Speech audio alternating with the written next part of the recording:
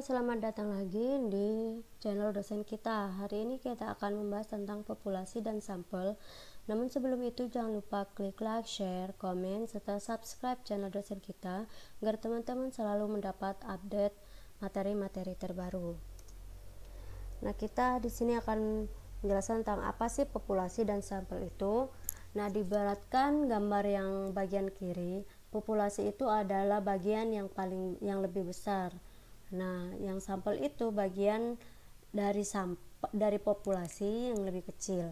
Jadi secara singkat, populasi itu adalah keseluruhan subjek penelitian, sedangkan sampel adalah bagian dari populasi yang sengaja dipilih oleh peneliti untuk diamati.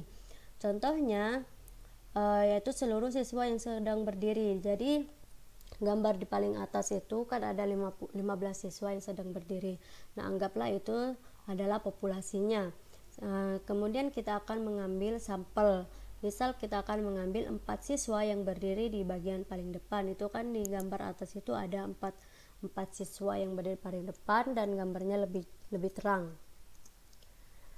Nah, contoh kasusnya di sini ada seorang guru bahasa Inggris bernama Bu Emily yang ingin melakukan penelitian yang akan dilaksanakan di kelas 3. Karena siswa kelas 3 jumlahnya terlalu banyak, yakni 300 siswa, maka Bu Emily ingin memilih beberapa siswa saja sebagai sampel dalam penelitiannya. Perlu diketahui bahwa kita akan memilih sampel jika kita tidak bisa mengambil semua populasi. Maksudnya ini kan ada 300 siswa. Jadi ada keterbatasan waktu, keterbatasan dana, dan sebagainya, sehingga kita harus mengambil sampel. Jika sampelnya itu atau populasinya itu sedikit dan memungkinkan untuk diambil semua, itu tidak masalah. Kita tidak usah mengambil sampel, itu tidak masalah. Nah, karena ini banyak, itu 300 siswa, maka Bu Emily memutuskan untuk mengambil beberapa saja sebagai sampel. Kemudian bagaimana cara Bu Emily menentukan sampel penelitiannya? Sini ada 2 macam teknik pengambilan sampel. Yang pertama yaitu rancangan sampel probabilitas atau probability sampling design. Yang kedua rancangan sampel non-probabilitas atau non-probability sampling design. Dari teknik ini dibagi lagi menjadi 4 bagian. Rancangan sampel probabilitas. Apa sih rancangan ini? Rancangan sampel probabilitas disebut juga dengan rancangan sampel secara random. Itu simpelnya, jadi secara acak ya. Ada 4 teknik dalam rancangan sampel probabilitas ini, yaitu teknik acak, kedua teknik acak secara sistematis, ketiga teknik acak secara strata, dan keempat teknik acak secara klaster atau kelompok. Nah, sekarang yang nomor 1 yaitu teknik acak secara sederhana. Sederhananya atau simpelnya, teknik ini menggunakan undian atau lotre. Jadi teknik ini dikatakan sebagai teknik yang paling sederhana. Yang kedua yaitu teknik acak secara sistematis. Prosedur ini berupa penarikan sampel dengan cara mengambil setiap kasus atau nomor urut yang kesekian dari daftar populasi. Adapun contohnya dari teknik acak sederhana yaitu semua siswa kelas 3 diberi nomor urut 1 sampai 300. Kemudian Bu Emily mengundi dan memilih 50 lotre secara acak. Maka sampelnya adalah siswa yang mempunyai nomor urut pada lotre yang terpilih tadi. Misalnya yang terpilih yaitu nomor urut 4, 8, 12, 2, 1, dan sebagainya. Itulah yang akan dijadikan sampel. Yang kedua yaitu teknik acak secara sistematis. Di sini Bu Emily memilih nomor dengan kelipatan 5. Misal nomor 5, 10, 15, 20, 25, dan seterusnya, sehingga didapat 50 nomor atas siswa. Jika ingin mengambil kelipatan 2 misalnya ya, berarti 2, 4, 6, 8, 10, dan sebagainya.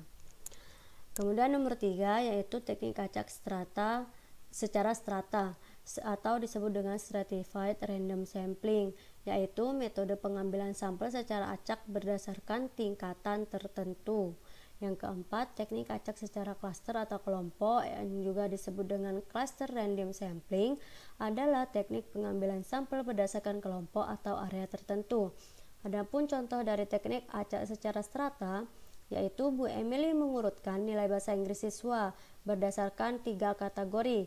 Yang pertama kategori tertinggi yaitu nilai yang kriterianya 80 sampai 100. Kemudian kategori kedua yang disebut sedang itu nilai yang bahasa Inggrisnya 60 sampai 79, dan kategori terakhir yaitu rendah dari nilai 0 sampai 59. Kemudian Bu Emily memilih 20 siswa dalam masing-masing kelompok secara acak. Karena ini ada 3 kategori, maka harus imbang.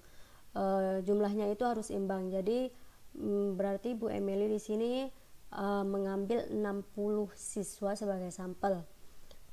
Contoh teknik acak secara klaster atau kelompok. Di sini Bu Emily memilih 2 kelas dari kelas 3, terdiri dari kelas 3A sampai 3F secara acak. Misal lotre yang keluar adalah kelas 3A dan kelas 3C. Selanjutnya yaitu rancangan sampel non-probabilitas atau disebut juga dengan non-probability sampling design, yaitu disebut juga dengan rancangan sampel secara non-random. Jadi ada 4 jenisnya. Yang pertama convenience sampling, purposive sampling, snowball sampling, dan accidental sampling. Contoh dari penjelasan dari convenience sampling. Teknik ini dilakukan berdasarkan dengan ketersediaan dari partisipan yang mau terlibat dalam sebuah penelitian.